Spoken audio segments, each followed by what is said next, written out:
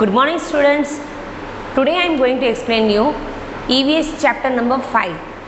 The topic is Anita and the honey bees. मतलब एक लड़की है अनीता एंड द हनी बीज. हनी बीज का मतलब क्या होता है? आप सबको हनी तो पता ही होगा, जो हम बोलते हैं मध, है ना. तो हनी बीज मतलब मधमाखियाँ. ओके, इस लेसन में हम इसके बारे में पढ़ेंगे.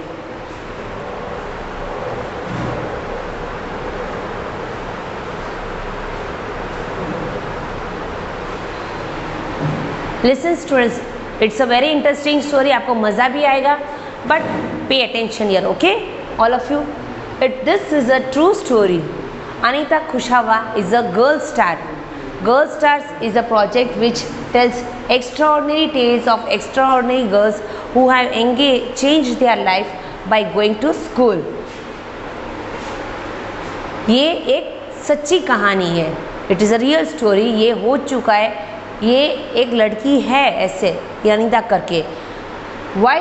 और she is a girl star. Girl star मतलब एक हीरा है, girl. Okay, why she is a girl star? Because उसने कुछ अलग हट से काम किया है. जैसे आपको कुछ पॉपुलर पर्सन्स का नाम, लेडीज़ का नाम पता होगा. जैसे Indira Gandhi, she was the first prime minister of India. Pratibha Patil, first lady president of India. फिर Kalpana Chawla, first Indian to go to the space.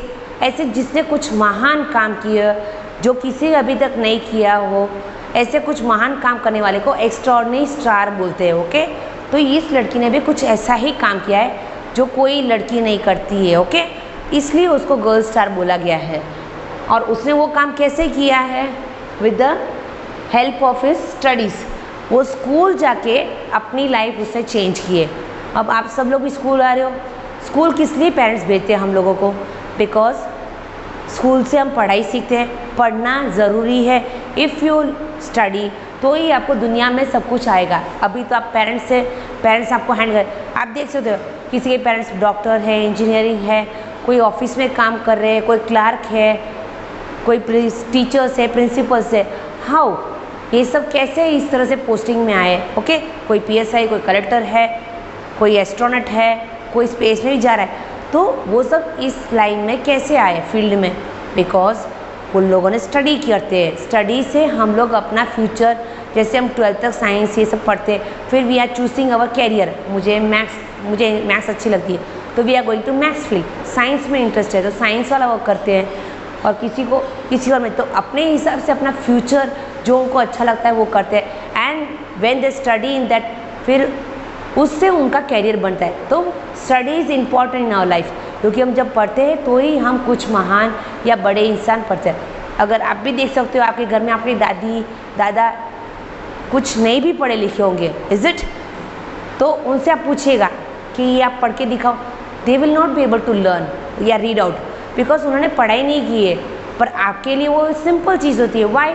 Because आपको आपके पेरेंट्स स्कूल भेज रहे हैं पढ़ने के लिए. आप पढ़ रहे हो, सीख रहे हो, इसलिए आपको वो ईजी लगता है. The same thing. तो एक ज़माना ऐसा भी था कि जब लड़कियों को घर से मतलब घर का ही काम करने के लिए मजबूर करते थे.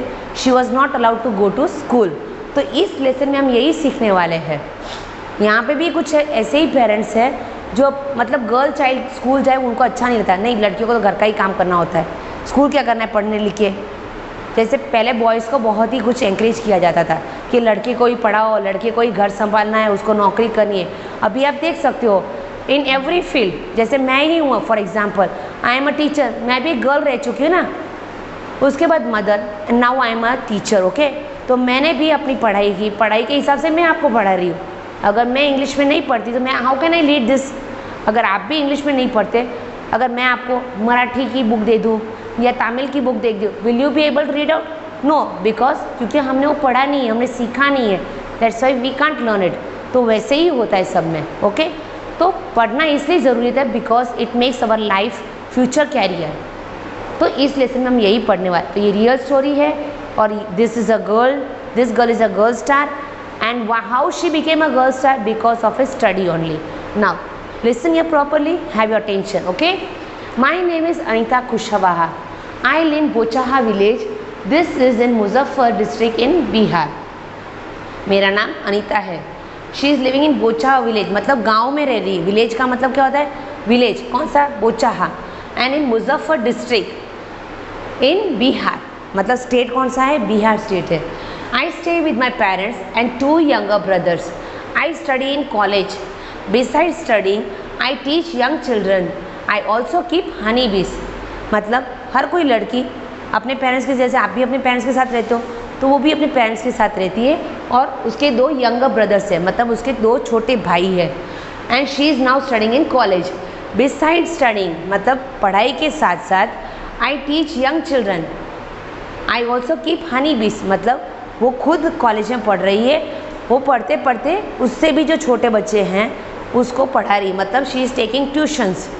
आप भी कहीं देखते होंगे, मतलब आपके ब्रदर्स सिस्टर्स जब बड़े होते होंगे या फिर कोई आपके रिलेटिव्स में इफ़ वो कॉलेज में आ जाते तो अपने आप ही थोड़ा बहुत ट्यूशन से या पार्ट टाइम जॉब वगैरह करते हैं। वाई? बिकॉज वो पढ़े लिखे हैं, कमा सकते हैं, तो वो पैसे कमाने का सोर्स ढूंढते हैं। पढ़े हैं तो फिर कोई यूज़ तो करना ही है। So she is doing tuitions. And I also keep Honey बीस, मतलब वो हनी बीस रख रही है। तो हनी बीस कैसे रख रही, मतलब हम लोग रख रहे हैं? No, but she is keeping honey bees. अब वो क्या है वो हम देखेंगे। All this has not been easy for me. When I was young, I used to spend all my time with my goats as they grazed for food. मतलब ये सब करना इजी नहीं होता है। जैसे आप ही हो फॉर एग्जांपल, ओके, आप भी देख सकते हो आपके ब्रदर सिस्टर्स जो बड़े हैं आपसे, वो लोग पढ़ाई करते हैं, फिर ट्यूशन्स जाते हैं, ट्यूशन्स आके उनका होमवर्क करते हैं, तो मतलब उनको तो उनका अकेले काम करना। But she was doing something extra, मतलब वो छोटे बच्चों को पढ़ा भी रही थी और फिर हनी बीज भी रख रही, तो उसको वो भी काम एक्स्ट्रा संभालना पड़ता था। तो हम पढ़ाई के साथ साथ ये भी करना, उसकी भी कॉलेज की पढ़ाई करनी है, तो उसकी भी एग्ज़ाम्स आती होगी, उसकी भी प्रिपरेशंस करनी होते हैं, तो ये सब काम इजी नहीं होता है। It is little hard work, okay. वो क्या करती थी पहले, व्हेन आई वाज यंग, मतलब जब मैं छोटी थी तो क्या करती थी, I use to spend all the time with my goats, मतलब गोट्स मतलब बकरियाँ, बकरी को ग्रेस का मतलब क्या है, चराने के लिए जाते हैं ना हम लोग। आप भी देखते होंगे यहाँ पे रोड पे गाय बकरे ऐसे चलते हैं रोड पे, क्यों जाते हैं? क्योंकि अब उनको है ना एक जगह पर टाई करके रख देते हैं, ओके, तो वो भी थोड़ा घूमते हैं, थोड़ा फ्रेश होते हैं, तो उनको ग्रेजिंग के लिए ले जाना पड़ता है। गांव में तो ऐसे ही होता है, वो थोड़ा बहुत घुमा के फिरा के लाते हैं ताकि वो घूमते फिरते हुए कुछ घास है, कुछ उनकी मतलब घास चरने के लिए और कुछ खाने के लिए हमें ले जाना पड़ता है। तो वो आप विलेज में देख सकते हो विलेज की लाइफ कैसी होती है, मतलब गाय बकरे रखते हैं दूध के लिए अपने, फिर खेतों का काम करते, खेतों के काम से आते, फसल होती है, घर का खाना, बस यही रूटीन लाइफ होती है। बट आप देख सकते हो सिटी में कैसी लाइफ है, हार्ड एंड फास्ट है। बच्चे पढ़ने के लिए जाते हैं, स्कूल से आते, लंच तैयार होता है, फिर उसको हो गया, फिर वो ट्यूशन्स के होमवर्क करते हैं, फिर ट्यूशन्स जाते हैं, ट्यूशन के बाद आने के बाद ट्यूशन का होमवर्क करते हैं, फिर वापस उनको खाना पिला वगैरह करके स्टडी करा के सुला देते हैं। तो ये सिटी की लाइफ है। तो I always wanted to go to school. अब आपको भी पता है, आप तो पेरेंट्स आपको स्कूल भेज रहे हैं, बट यू कैन सी गांव में हर कोई अपने बच्चों को पढ़ा नहीं पाता, बिकॉज पढ़ाई ऐसे ही तो नहीं होती है, पैसे भी तो चाहिए। और एक बात है, घर का काम करना होता है, जैसे घर का काम ज़्यादा होता है खेतों में, तो बोलते बच्चों को पढ़ा के क्या करना है। तो लड़कों तो फिर बॉयज़ को तो फिर भी पढ़ा लेते थे, बट गर्ल्स को वो लोग पढ़ाने के लिए नहीं मानते थे। तो ये गर्ल थी अनीता, तो उसके लिए पढ़ना मतलब उससे पढ़ना था, और क्या था कि उनके पेरेंट्स एग्री नहीं थे कि लड़की को पढ़ के क्या करना है। This was the problem. I always wanted to go to school but my parents did not like the idea of girls going to school. मतलब उससे तो पढ़ना था, बट उसके पेरेंट्स नहीं चाहते कि लड़की स्कूल जाके पढ़े।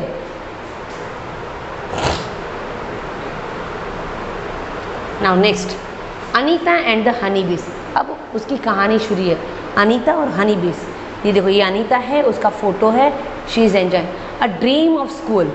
अब जिसको कहीं जाने को नहीं मिलता है तो उसके लिए स्कूल जाने को मिले, ये उसका सपना बन गया था, मतलब मेरा एक सपना था। क्या हुआ, one day I peeped into the school in our village. I could not stay away. I silently went and sat down behind the children. I felt so happy. I went home and picked up courage to talk to my parents about going to school, but they told me clearly that I could not do so. That day I cried and cried. मतलब एक दिन उसको रहा नहीं गया, वो थोड़ी बड़ी हो गई, तो एक दिन उससे कहा कि मैं स्कूल जाती हूँ, मुझे जाना ही है, तो चली गई और क्लास में पीछे की बेंच में जाके चुपचाप बैठी रही। फिर उसने देखा टीचर्स पढ़ा रहे हैं, स्टूडेंट्स आ रहे हैं, कैसे सब लोग बिहेव करते हैं, तो उसको वो अच्छा लगा, क्योंकि उसे वैसे भी पढ़ना था तो उसे बहुत ही अच्छा लगा। बट घर से कोई मान नहीं रहा था, तो फिर उसने क्या बोला, एक बार उसे अच्छा लगा तो घर आके उसने अपने पेरेंट्स से, मतलब मम्मी और पापा को दोनों को बताया, पापा मुझे स्कूल जाना है, मुझे स्कूल भेजिए ना। पर उसके पेरेंट्स ने क्या बोल दिया कि नहीं, हम ये नहीं करेंगे।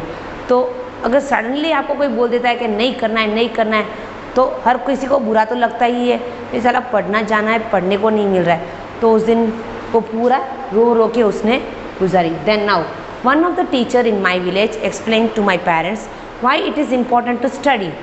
The teacher told them that they would not have to pay anything for my education up to class 8. The teacher said that it was the right of every child to go to school. Somehow my parents agreed. I started going to school. I did not get high marks, but I always asked many questions. अब एक दिन वो school आई, फिर दूसरे दिन नहीं आई, तो teacher को पता तो होता है ना, जैसे आपकी क्लास में भी कोई टीचर बच्चा आया फिर नहीं आता है, कंटिन्यूस नहीं आया, तो टीचर के दिमाग में आया कि ये एक लड़की थी, वो आई थी, अब वो क्यों नहीं आ रही, तो पता लगाया तो कि अनीता है। तो वो उन्होंने क्या किया, टीचर ने, वो अपने उनके पेरेंट्स को मिलने के लिए गई और उनसे बात की कि आपकी बेटी के लिए आपको कुछ नहीं खर्च करना है। उनके पेरेंट्स क्यों स्कूल नहीं भेज रहे थे, बिकॉज उनके पास इतने पैसे नहीं थे। आप स्कूल आते हो तो स्कूल के लिए फीस भी पे करनी पड़ती है, बुक्स खरीदने पड़ते हैं, यूनिफॉर्म्स लानी पड़ती है, तो ये सब एक्स्ट्रा और नहीं खर्च होता है।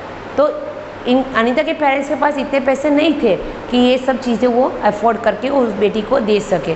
तो उन्होंने बोला नहीं, ये सब खर्चे मुझसे नहीं होंगे, इससे तुम्हें स्कूल नहीं जाना, इसलिए उन्होंने मना किया। तो टीचर ने आके उनके पेरेंट्स को समझाया कि आपको 8th स्टैंडर्ड तक कुछ भी खर्च नहीं करना है, मतलब ना फीस पे करनी, कुछ नहीं करनी है। मतलब गांव में तो गवर्नमेंट स्कूल होती है ना, तो वहाँ बहुत इतना यूनिफॉर्म वाला नहीं होता है, और होता भी है तो भी स्लाइटली।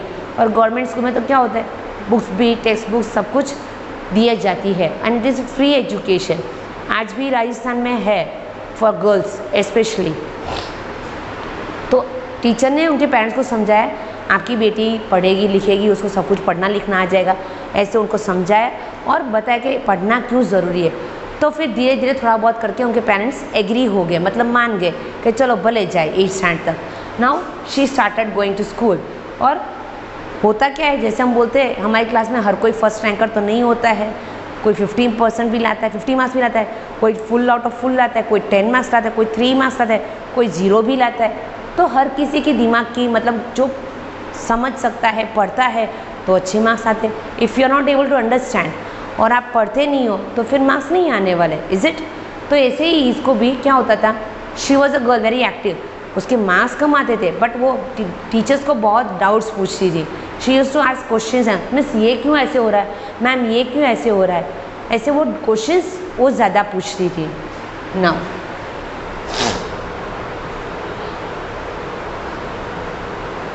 देखो, हम जब एक स्कूल जाते हैं तो हमारे स्कूल के कितने खर्चे होते हैं, हम देखो नॉर्मली आप सबको पता होगा। Okay, now you can understand how much money is spended. देखो, ट्रैवलिंग टू स्कूल, अगर देखो आप कहीं दूर से आ रहे हो तो बस से आते हो या ऑटो से, वैन से, या पापा भी छोड़ने आते हैं, तो आपको कोई ना कोई व्हीकल का तो होता ही है, तो उसमें पेट्रोल डालना पड़ता, तो वो खर्चा तो हुआ ही, चाहे वो बस हो या अपने पापा की एक्टिवा हो या बाइक हो, तो उसके पेट्रोल का खर्च तो लगता ही है।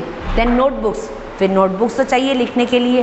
Then comes pen, pencil, stationery, stationery मतलब सब कुछ, पेन, पेंसिल, स्केल, रबर, जो भी है उसके भी तो पैसे लगते हैं। फिर यूनिफॉर्म्स, यूनिफॉर्म मतलब आप जो पहन रहे हो कपड़े, आपके स्कूल के अलग ही होते हैं, इट इज़ यूनिफॉर्म। यूनिफॉर्म मतलब सबके सेम ही होते, एक ही कलर के, it is compulsory. Okay, then school bag भी लानी पड़ती है, उसके लिए कोई ट्रैवलिंग बैग लेके नहीं जा सकता।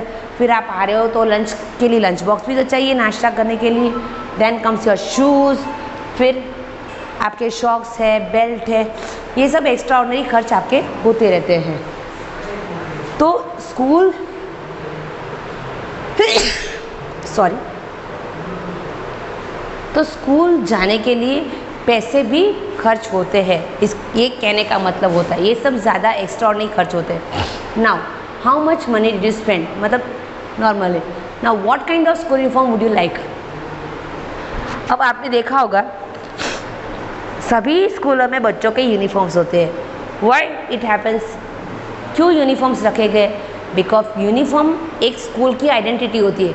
आप स्कूल की यूनिफॉर्म से पहचान जाते हैं, ये सिलेबस का बच्चा है, ये सेंट जॉन का बच्चा है, ये ब्राइट टुलिप्स का बच्चा है, because that is your identification of the school. और एक बात है, हर कोई पैसे वाला नहीं होता है, कोई गरीब भी हो सकता है। तो क्या होता है, 2 यूनिफॉर्म हर कोई ला सकता है। अगर पैसे वाला बच्चा है तो वो हर रोज़ नए नए कपड़े अच्छे अच्छे ठाट के पहन के आता है, और जिसके पास कम पैसे, मुश्किल से वो पढ़ाई के खर्चे निकाल रहे हैं, तो उनके लिए बहुत मुश्किल होता है कि हर रोज़ नए कपड़े या अच्छे अच्छे बड़े महंगे महंगे कपड़े पहन के आना। इसलिए स्कूल का एक रूल्स होता है कि यूनिफॉर्म स्कूल की आइडेंटिटी होती है, और आई कार्ड हम पहनते हैं वो हमारी आइडेंटिटी होती है, उसमें आपका प्रूफ होता है। हम सब पहनते हैं ना आई कार्ड, वाई? क्योंकि उसके अंदर हमारा नाम, पापा का नाम, date of birth, blood group, सब कुछ होता है। बिकॉज कुछ भी हो सकता है हमारे साथ, कहीं इंसिडेंट हो गया या फिर कोई हमें किडनैप करके लिया, हम कहीं गुम हो गए। बड़े होते तो आप समझदार होते हो, बट अब जब छोटे केजी वाले सेक्शन में होते हैं तो वो उतनी समझ में नहीं आ रही। कोई चॉकलेट दे देता है, हाँ चॉकलेट दिया इस अंकल ने, चलो चल बेटा हम चाहे, तो वो उसके साथ चला भी जाता है। It happens. तो ऐसे किडनैपिंग के केस भी होते हैं। तो अगर आपने स्कूल यूनिफॉर्म पहना है तो हर कोई पहचान, ये लड़का ऐसे था, ये है वो है करके। सो स्कूल की यूनिफॉर्म इसलिए रखा गया है, that is our school identity, और आई कार्ड हमारी आइडेंटिटी है। और यूनिफॉर्म 2 ही होते हैं, तो ये सब पूरे स्कूल के स्टूडेंट्स एक जैसे यूनिफॉर्म ही पहन के आने चाहिए। That is the rules. School में हम लोग पंक्चुअलिटी, रूल्स ये सब फॉलो करना सीखते हैं। So it is important. Now studying in school, staying in school. अब time passed and soon I completed class 5. I knew that would need to spend more in class 6. अब time चलता गया, वो बड़ी होती गई, तो उसने 5th तक अपनी पढ़ाई फिनिश कर दी। अब वो 6th स्टैंड में आई। अब 6th स्टैंड, जैसे जैसे हम हायर स्टैंड में जाते हैं, आपको पता है ये फीस भी ज़्यादा होती है और खर्चे भी ज़्यादा होते हैं। अब 6th स्टैंड में हो गई। अब my parents said that was the time for me to leave school, but I wanted to study more, found a way to do this. I started to teach young child.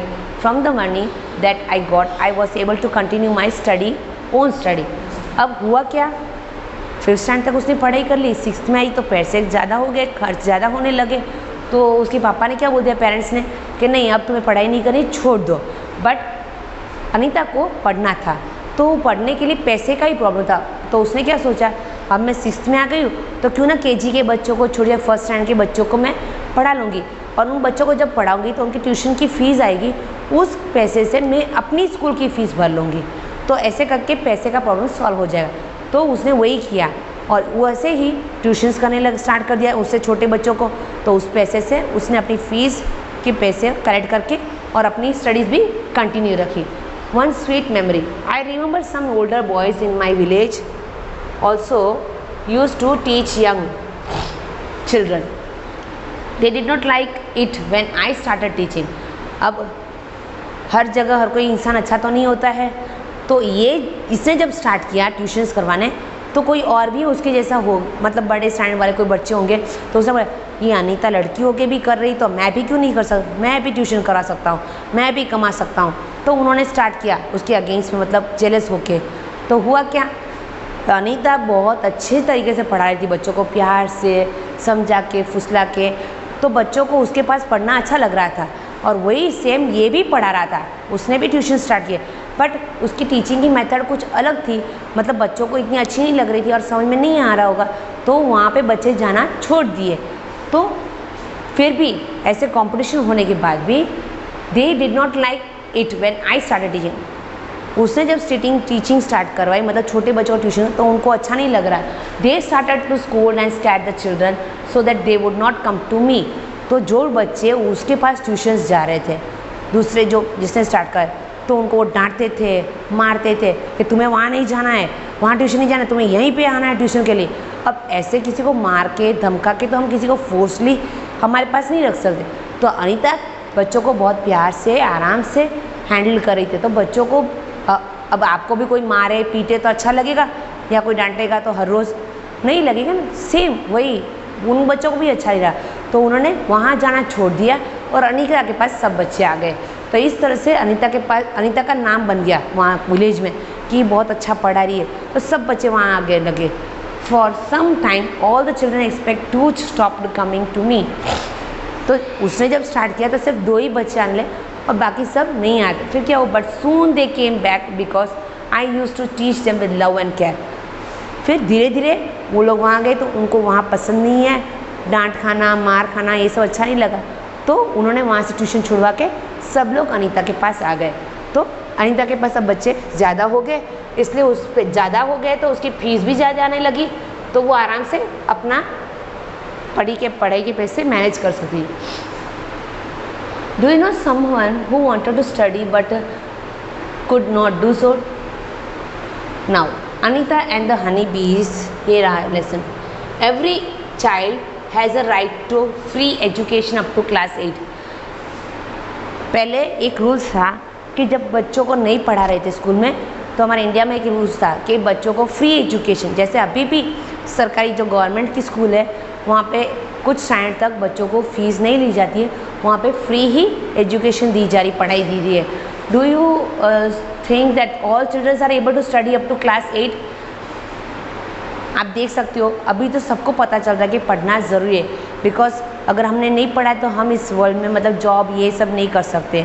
और अभी तो technology वाला ज़माना आ गया है, mobile, computer, internet, ये सब, तो वो सब हम ऐसे ही ऑपरेट नहीं कर सकते। इफ़ वी हैव स्टडी तो ही हम कर सकते हैं। तो slowly I started talking to other parents in the village about sending their daughters to school. अब वो एक लड़की थी, ओके, तो उसको पता है कि लड़कियों को पढ़ना कितना ज़रूरी है। तो जो गांव में दूसरे लोग थे जो अपनी बेटियों को पढ़ने के लिए नहीं भेज रहे थे, तो धीरे धीरे वो उन पेरेंट्स से जाके मिलने लगी और उनको समझाने लगी कि आप अपनी बेटी को पढ़ने के लिए भेजिए, पढ़ना ज़रूरी है, ये है वो है करके, तो उनको मनाने के लिए। My parents also started helping me in my work. अब उनके पेरेंट्स को अब पता चला कि नहीं, पढ़ना अब ज़रूरी है। उन्होंने देखा अब उसने पढ़ाई की है तो छोटे बच्चों को पढ़ा रही है, उस ट्यूशन के फीस से पैसे से वो अपनी भी पढ़ाई कर रही है और ये भी काम कर, तो उसने देखा कि अपनी बेटी इतना काम कर रही है, तो थोड़ा बहुत उसके पेरेंट्स ने भी उसका सपोर्ट करना स्टार्ट कर दिया।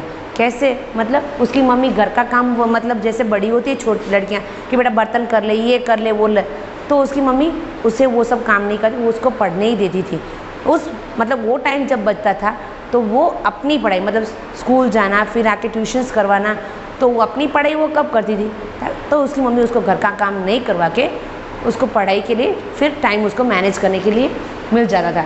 तो इस तरह से उसकी मम्मी और पापा ने दोनों ने उसको हेल्प करना शुरू कर दिया। My mother use to do all the house work. उसकी मम्मा सब काम अपने आप करने लगी। And that I could get more time to study, ताकि वो अपनी पढ़ाई भी कर सके। नाउ अब ये एक चीज़ है, देखो, what do you see in this picture. ये लड़की है और पीछे एक लड़का बैठा है और वो बाइक चला रही। आपने अभी तो देखा होगा, आप देखते होंगे कहीं जगह पे एक्टिवा तो गर्ल्स चला ही लेती है, अब तो कार भी चला लेती है और बाइक भी अब लड़कियां चला लेती। बट ये तो अभी का ज़माना है, बहुत इम्प्रूव्ड है। बट वो जिस ज़माने में थी उस टाइम पे तो साइकिल भी रेयरली लड़कियां चलाती थी, तो उस ज़माने में इसने बाइक चलाना सीख दिया। वाई? बिकॉज आप भी देखते होंगे आपके घर के अंदर एल्डर ब्रदर्स सिस्टर्स होंगे, वो 10th या 11th 12th में आते हैं तो उनके पास एक्टिवाज होती है, वो लोग व्हीकल लेकर स्कूल जाते हैं, ट्यूशन जाते हैं। वाई? क्योंकि अब पापा के पेरेंट्स के पास टाइम नहीं होता है हर वक्त। जब आप छोटे होते हो तब तो मम्मी पेरेंट्स आपका टाइम संभाल लेते हैं, बट जैसे जैसे आप बड़े होते जा रहे हो तो आपकी भी पढ़ाई थोड़ी मतलब इम्पॉर्टेंट और अब मैनेज करना पड़ता है। टाइम है, ट्यूशन जाना है, वापस ट्यूशन से स्कूल जाना है, स्कूल से वो वहाँ जाना है, यहाँ जाना है, ये सब काम होता है। हर जगह पेरेंट्स मैनेज नहीं कर पाते हैं, तो वो क्या करते हैं, अपने बच्चों को प्राइवेट व्हीकल ला के एक्टिवा या स्कूटी या बाइक कुछ भी है लेके दे देते हैं, ताकि वो अपना काम अपने आप करें। अभी तो ये सब करें, क्योंकि अभी आप देख सकते हो हर जगह लड़की गर्ल्स को पढ़ाया जा रहा है। आपने किसी लड़की को अभी घर बैठे देखा? नो। बट वो ज़माना ऐसा था अनीता का कि कोई लड़की को पढ़ने के लिए नहीं भेजा जा रहा था, उस ज़माने में उसने स्टार्ट किया। तो इसने क्या किया, a secret, I learn how to ride a motorcycle. I did not tell any one. I fell down and got hurt many times but I was happy. अब नॉर्मली आप भी जब भी साइकिल आपको भी नहीं आती है तो हर कोई इंसान जब भी पहली बार कोई चीज़ सीखता है तो गिरता ही, छोटा बच्चा बेबी होता है जब वो क्रॉल करता है, मतलब दो हाथ और दो पैरों से क्रॉल करता है, तो जब वो स्टेडी होता है, खड़ा होना सीखता है, तो कितनी बार गिरता है, गिर के फिर वो खड़ा रहना सीखता है, खड़े रहने के बाद वो चलना सीखता है, तो उस टाइम पे वो गिरता है। तो हम कोई भी व्हीकल सीखते हैं, साइकिल सीखने जाते हैं, तो सडनली क्या हमें आती है चलाना, फिर हमें ऐसे ऐसे ऐसे हिलती है, फिर बैलेंसिंग करते हैं, फिर हम प्रैक्टिस करते हैं, रोज़ थोड़ी देर लेते हैं, थोड़ी, फिर ऐसे करते करते हमें राइडिंग आ जाती है। तो सेम थिंग, वो तो साइकिल है, पर बाइक तो मोटरसाइकिल होती है ना, तो वो तो स्पीड से जाती है। तो अनीता ने अपना काम और वर्क मैनेज करने के लिए बाइक सीख ली।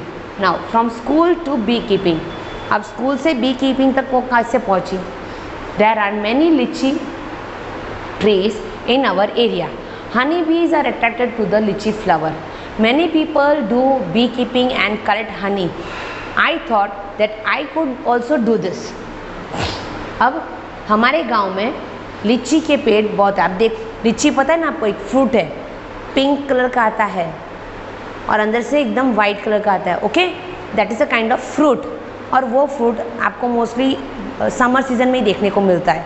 ओके, तो ये क्या है, ये लीची के ट्रीज बिहार में बहुत से, और हनी बी जो है, हनी बी मतलब मधुमक्खी, वो उसको लीची के फ्रूट बहुत ही अच्छे लगते हैं, अट्रैक्ट करते हैं। अट्रैक्ट मतलब उसको बहुत, जैसे हमें भी कुछ चीज़ें अच्छी लगती है ना, कुछ हमारे भी डिशेस होते हैं फेवरेट, तो वैसे हनी बीज को लीची फ्रूट्स बहुत ही पसंद है। मैनी फ्लावर्स, सॉरी, क्योंकि मधुमक्खियाँ मतलब जो भी बीज है वो सब क्या करते हैं, नेक्टर कलेक्ट करते हैं। मतलब आपको मैंने समझाया था ना पहले, नेक्टर मतलब वो जूस होता है फ्लावर के अंदर, तो ये लीची के फ्लावर के अंदर भी ऐसा एक जूस होता है जो हनी बीज को बहुत अच्छा लगता है, तो वो कलेक्ट करके फिर वो हनीज़ के लिए प्रिपेयरिंग करते हैं।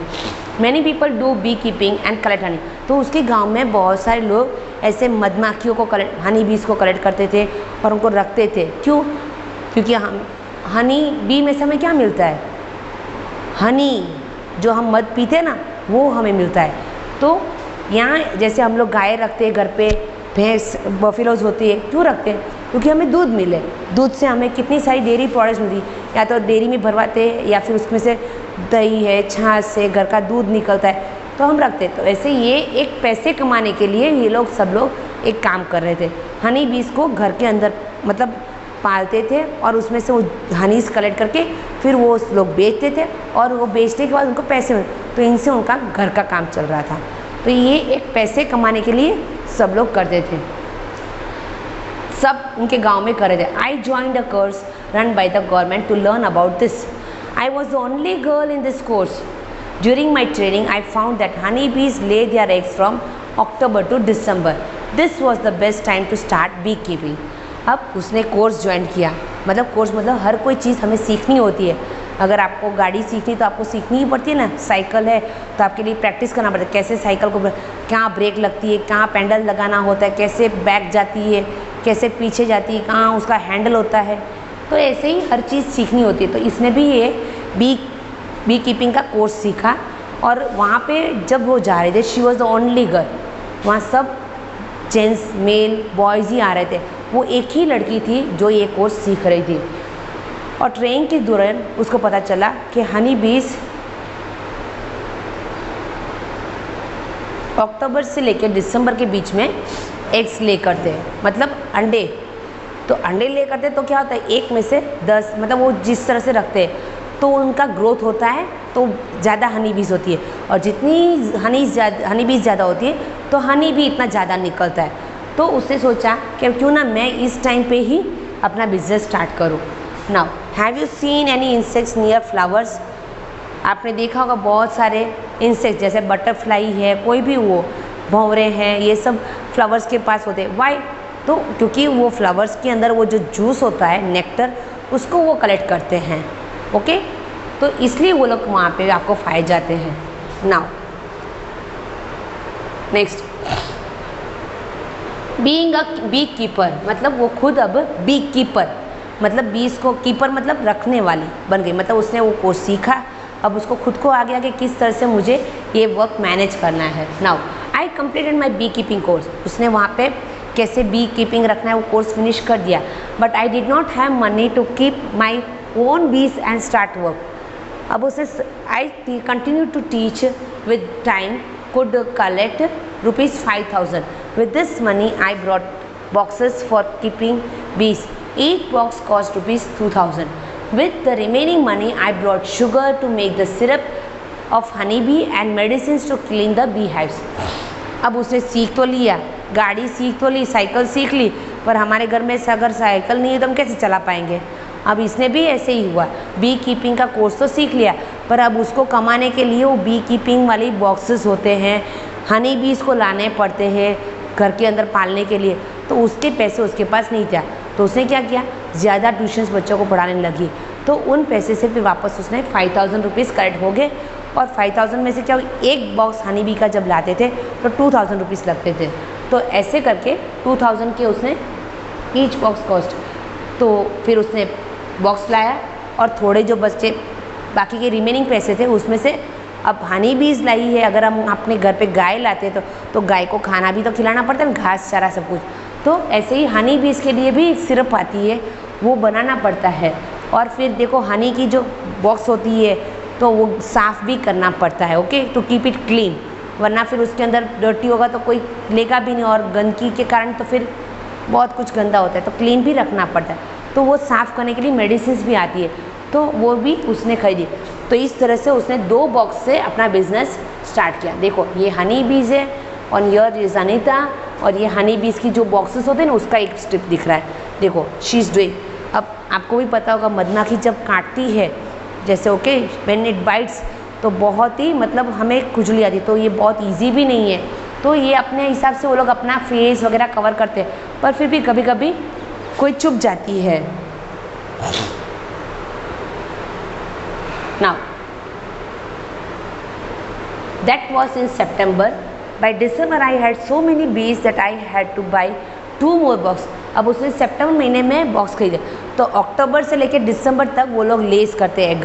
तो उस टाइम पे फिर जब उसने लेस किए एग थोड़े बहुत लाए, फिर उसके अक्टूबर से लेकर दिसंबर तक उनके हनी ने एग्स ले किए और सब कुछ हुआ, तो ज़्यादा हो गए। मतलब जब ज़्यादा हनी हो गया, मतलब एक घर में अगर 5-6 लोग रहते हैं, अगर उसके अंदर आपको 25-30 लोग बैठा दो तो कैसे मैनेज करना है, तो वहाँ पे बहुत क्राउड हो जाएगा। तो वैसे ही उस बॉक्स में थोड़ी हनी बीज थी, अब ज़्यादा हो गई तो क्राउड होने लगा, तो उसको और 2 बॉक्सेस खरीदने करने पड़े, और फिर उसने कर रख के I was still learning about beekeeping.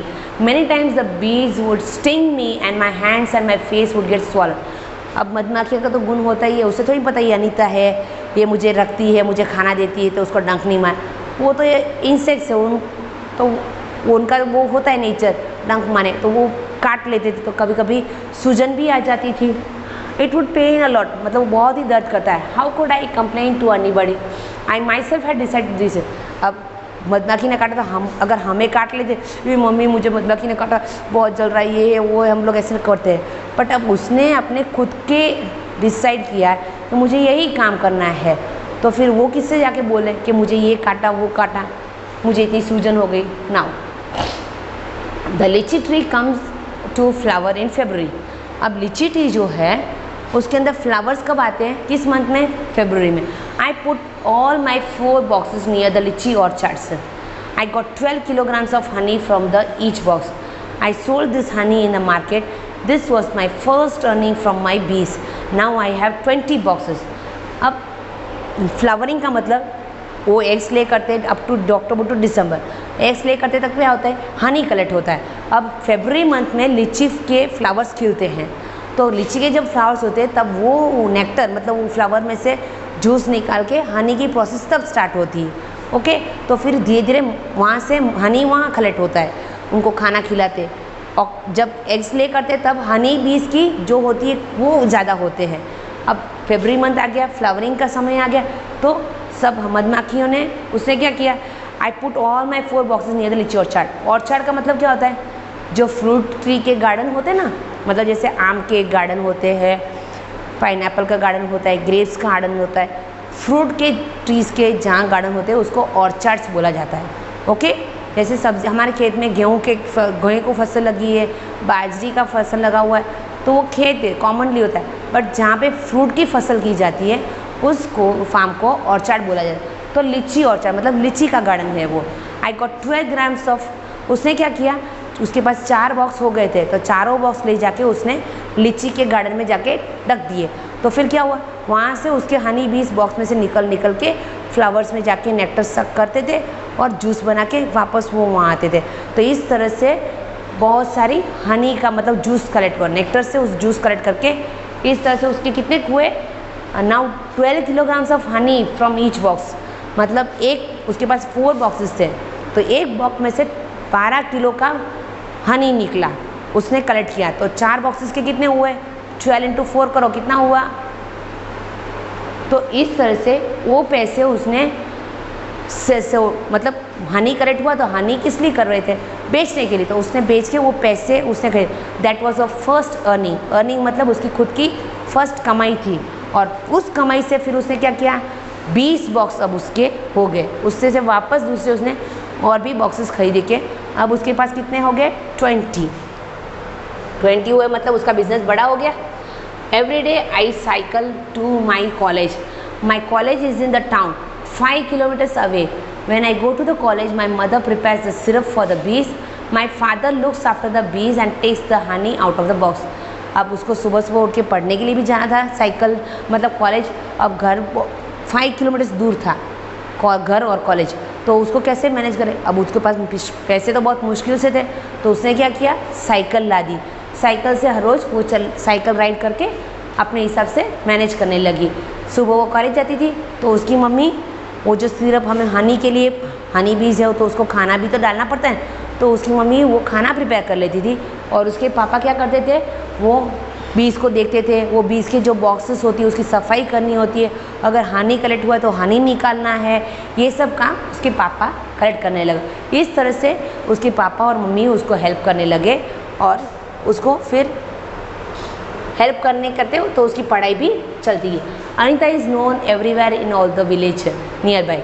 अब वो एक लड़की ऐसी बनी कि जो कोई भी लड़की ऐसा काम नहीं करेगी उनकी विलेज में। शी वॉज डिफरेंट, वो पैसे भी कमा रही है, पढ़ाई भी कर रही है खुद की, और दूसरे बच्चों को ट्यूशन्स भी करवाई। तो ऐसे ऐसे करके उसका नाम मतलब फेमस हो गया गांव में कि अनीता है ये ऐसे कर। She goes to the village meeting and talks about how important it is to everyone to study. तो गांव में क्या होता था, बच्चों को नहीं पढ़ा देते, तो वो जो थोड़ा बहुत टाइम कभी कभी मिल जाता तो वो क्या करती थी, दूसरे पेरेंट्स को जाके उससे एक्सप्लेन समझाती थी कि आप अपने बच्चों को पढ़ने के लिए भेजो, पढ़ोगे तो वो बच्चा यूँ बनेगा, त्यों ऐसा बनेगा, कुछ बिजनेस करेगा, और पढ़ना ज़रूरी है, ये सब उनको समझाने। Sometimes people may have fun for her, but Anita knows what she wants to do. She does exactly what she wants it. कुछ पेरेंट्स कहते हैं पढ़ के क्या करना है, फालतू का है खर्च, टाइम वेस्ट करना है, जाके क्या कर रहे हो, कुछ नहीं पढ़ रहे हो। ऐसे भी कुछ पेरेंट्स होते हैं जो इम्पोर्टेंस नहीं समझ, पर अनीता को पता है, भले ही वो बोले, एक दिन वो समझेंगे, 2-3 बार समझाऊंगा करूँगी तो समझ जाएंगे। But Anita wants to become a wholesaler so that she can help the villagers to get the right price for their money. अब वो एक नहीं थी, वो एक ही थी उसके गांव में जो हनी बनाए। तो उसने क्या समझा कि मैं जो लड़की हूँ, मैं दूसरों को भी ये मेरा काम सिखाऊँ तो दूसरे लोग भी इस बिज़नेस में इन्वॉल्व हो जाए और मैं उनकी हेल्प करूँ। होलसेलर का मतलब क्या होता है पता है, मतलब जो बनाने वाला होता है कोई भी चीज़, मतलब वेफर है, पेंसिल है, कपड़ा है, कोई भी है, वो जो बनाता है दैट इज़ कॉल्ड मैन्युफैक्चर। और जब बन के जो होलसेलर के पास आता है, होलसेलर मतलब वो बहुत ही बड़ी क्वांटिटी में मतलब माल बेचता है या सेल करता है, और उसके बाद से हम छोटी छोटी जो शॉप है हमारी, मतलब ग्रोसरी शॉप है, उनके पास से हम खरीदी करते हैं। डायरेक्टली हम होलसेलर के पास नहीं जाए, मैन्युफैक्चर से होलसेलर के पास आता है, होलसेलर से लेके रिटेलर शॉप में जाती है चीज़। तो उसके बीच में क्या होता है, कमीशंस होते हैं, तो वो कमीशन से एक दूसरों का काम चलता है। तो she wanted to become a wholesaler. Wholesaler मतलब सबका सेलिंग करने वाली एक बननी थी, उसको बनना था। तो उसने क्या किया, उसका जो कोर्स था अपने विलेज के दूसरे लोगों को सिखाने लगी उसने। तो इस तरह से सब पूरे गांव के लोगों को उसने सिखाया, और उनकी जो हनी थी वो सब वो खुद लेके, और वो अपने उसने शॉप बनाई, और उसने डिसाइड किया कि मैं सेल करूं, ताकि अगर हम बना रहे हैं ओके, और फिर हमें कोई कम दाम में भी देता है, कभी ज़्यादा दाम में भी देता है, ऐसा भी होता है, कभी चीटिंग भी होती है। जब हनी का दाम बाहर मार्केट 400 रुपये में होता है, तो जो बनाने वाला होता है ना उसको 400 रुपीज़ नहीं मिलता है, उनके पास से होलसेलर लोग 200 रुपये में खरीदी करते हैं। और फिर उसने 200 में लिया, तो रिटेलर वाला क्या होता है वो 300 रुपीज़ में लाता है, तो 100 रुपीज़ का जो डिफरेंस आता है वो होलसेलर वाला कमाता है। फिर रिटेलर के पास जाता है, रिटेलर मतलब जो शॉप वाले होते हैं, जैसे पतंजलि शॉप है, हम करियाने की दुकान में जाते हैं तो वो रिटेलर होते हैं, तो उनको और भी 100 रुपीज़ के कमीशन है। MRP क्या होती है 400, अब 400 पूरे जो हनी बनाने वाला होता है या कपड़ा बनाने वाला उसको नहीं मिलता है, उसमें कमीशंस होते हैं। तो होलसेलर मतलब पूरे गांव के लोगों को सिखा दिया, उनके पास जो कलेक्शन होता है वो सब उसने कलेक्ट करके और वो सेल करने लगी। तो क्या होता है कुछ लोग हमसे चीप में भी ले जाते हैं पीछे, तो हमें लॉस भी होता है। तो हमें राइट दाम मिले इसलिए उसने अपनी वाली दुकान खोल के राइट दाम खोलने, मतलब ज़्यादा हो या कम हो जो भी है हमें राइट प्राइस मिलने चाहिए अपने कपड़े चीज़ के। Every bee hive has one honey bee, मतलब बी हाइव का मतलब क्या होता है, जो हमारा मधपुड़ा जो होता है ना, मधपुड़ा जो ऊपर उसके अंदर एक क्वीन बी होती है। क्वीन बी का मतलब क्या, रानी, दैट लेज एग्स, मतलब वो अंडे रखने वाली होती है क्योंकि फीमेल होती है। There are only few males in the hive, और उस मधपुड़े में क्या होता है कुछ थोड़े ही मेल हाइव्स, मतलब बॉयज़ जो होते हैं ना थोड़े ही होते, एक क्वीन बी होती है और उसके अंदर थोड़े ही मेल्स होते हैं। Most of the bees in the hives are worker bees. Worker bee मतलब क्या होता है, जो काम करने वाले। बीज में भी 3 काइंड्स है, क्वीन बी मतलब वो फीमेल होती है, और मेल हाइव मतलब वो लड़के होते हैं, और उसके अंदर वर्कर, वर्कर मतलब जो काम करते हैं। जैसे हम भी स्कूल लेके बैठे, प्रिंसिपल है, ओके, टीचर्स है, टीचर्स के बाद प्यून्स भी होते हैं, तो हर किसी का अपना अपना काम होता है। तो वैसे ही यहाँ पे भी इसके इन लोगों के में क्वीन बी जो that is laying egg, male तो वो बस ऐसे ही है, और फिर वर्कर बी जो है वो जो काम करते हैं। तो they make the hive and also look after the honey baby bees। Worker bee का काम मेन है इस बी हाइव में, मेल भी कुछ नहीं करते लड़के यहाँ पे, ओके। वर्कर्स बी जो होते हैं वो क्या करते हैं, जो एग्स होते हैं उनके पीछे उनकी देख रेख वही करते हैं। They make the hive, hive का मतलब आपको पता होगा, आपने देखा होगा मधपुड़ा, ओके, जो बीज बनाती है जहाँ पे, तो वो बनाने का काम भी वर्कर बी ही करते हैं। और फिर and they also look after the baby बीज, जो बच्चे होते हैं उनकी भी केयर वर्कर बी ही करते हैं। They fly around flowers in search of nectar, और फिर इतना तो उन्होंने काम किया, और ऊपर से क्या करते हैं, फ्लावर्स के पास जाके मंडराते हैं, और जो नेक्टर का जूस कलेक्ट करना होता है वो भी वर्कर बी ही करते हैं। They collect nectar from the flowers for honey. When one bee finds flower with nectar, it also does a special kind of dance by which the other bees can know where the nectar is। अब होता क्या है, अब हर किसी flower में nectar का juice होना ज़रूरी नहीं होता है, कोई और भी बी आके बैठ के उसने कलेक्ट करके ले लिया होगा। तो जब भी ये हनी बीज कहीं जाते हैं ऐसे नेक्टर फाइंड करने के लिए, और उन्होंने अगर पता चल गया कि इस फ्लावर में नेक्टर का जूस है, तो वो एक अजीब सा डांस करते हैं। जैसे हम लोग भी नहीं ना किसी को चिल्लाते बुलाते हैं करके, तो उनका बुलाने का एक अलग सा तरीका था कि वो अलग से वो डांस करने लगते हैं। तो वो डांस से दूसरे बीज को क्या पता चलता है, हाँ यहाँ पे हनी इस फ्लावर के अंदर नेक्टर है और हमको वो बुला रही है, इसलिए हमें वहाँ जाना है नेक्टर कलेक्ट करने के लिए। तो ऐसा एक डांस करने से सभी बीज वहाँ पे आ जाते हैं और फिर नेक्टर का जूस कलेक्ट कर लेते हैं। Know where the nectar is. The worker bees are very important for the hive.